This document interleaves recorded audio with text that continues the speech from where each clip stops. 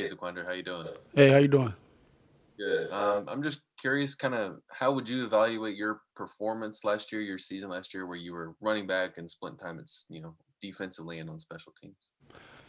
Honestly, when I was doing that, I was just helping my team out. Um, Back then, that's when a lot of guys opted out, so I just decided just to help my team both ways. What went into that decision? Is that just kind of how you were built, or what kind of take me through the thought process of wanting to do as much as possible? The thought process, it just goes back to like 2 years ago when I was at Florida State. I had a position change onto defense as a linebacker for my team, so I was kind of used to the process. So it's really no big deal with helping my teammates. Hill? How's things been going so far with the new staff for you this spring and getting ready for the spring? What would you say about these first few weeks of Coach Beamer and everybody? The new staff and Coach Beamer, everything's been going great. I love how the coaches came in. They rebuilt a lot of things, a lot of ways how we used to think. So I feel like this coaching staff is pretty good. With Coach Hardesty in particular, what's it like getting to learn from a guy who's played in the SEC, played in the league, and done a lot of things that I'm sure you're trying to do as well. Oh yes, Coach M. I look up to Coach M a lot. I call him Coach M. Can't say his first name, but I look up to him a lot. He's a good mentor. He's just telling us the ins and out at the running back position. So he's been in the league. So yeah. How much can you share about y'all's offense and what's different about it this year compared to last year? I'll just say this offense is more NFL pro style. Josh Kendall?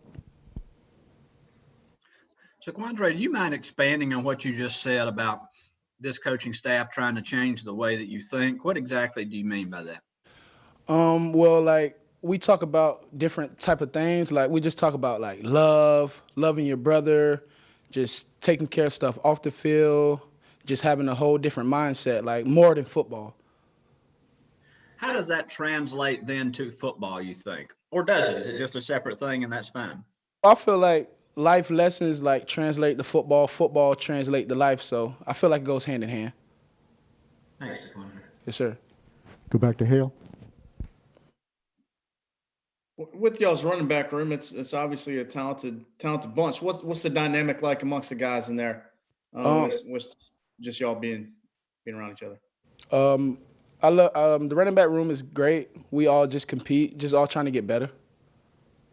With Kevin, as you're watching him put up his 1,000 yards last year, what did that mean? Just being a teammate, seeing a guy have an accomplishment like that. It's just great when a guy gets 1,000 yards. Just anybody, receiver, quarterback, D line. I'm just happy that my team just doing good. Colin Taylor?